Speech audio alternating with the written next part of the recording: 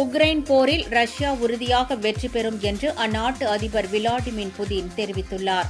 புத்தாண்டு கொண்டாட்டத்தை முன்னிட்டு ரஷ்ய மக்களுக்கு தொலைக்காட்சி மூலம் உரையாற்றிய அவர், கடந்த 4 ஆண்டுகளாக நடைபெற்று வரும் போரில் ரஷ்யா தனது இலக்கை எட்டி வெற்றி பெறும் எனவும் ரஷ்யாவின் வெற்றி மீது நம்பிக்கை கொண்டுள்ளதாகவும் கூறினார். கோடிக்கணக்கான ரஷ்ய மக்கள் புத்தாண்டு தருணத்தில் ரஷ்ய வீரர்களுக்காக பிரார்த்திக்கின்றனர் எனவும், நாட்டு மக்கள் ராணுவத்தில் பின்னால் ஒற்றுமையாக நிற்பதாகவும் அவர் பெருமிதம் தெரிவித்தார். இதேபோல் உக்ரைன் மக்களுக்கு புத்தாண்டு உரையாற்றிய அதிபர் ஜெலன்ஸ்கி, ரஷ்ய அதிபரின் புத்தாண்டு உரையை விமர்சிக்கும் வகையில் கருத்து தெரிவித்தார். அமைதியை விரும்பும் அதே வேளையில் ஒரு பலவீனமான ஒப்பந்தத்தில் உக்ரைன் கையெழுத்திடப் போவதில்லை எனவும் தெரிவித்தார். போருக்கான முடிவை விரும்புவதாகவும், ஆனால் உக்ரைனுக்காக முடிவை அல்ல எனவும் அவர் திட்டவட்டமாக தெரிவித்தார்.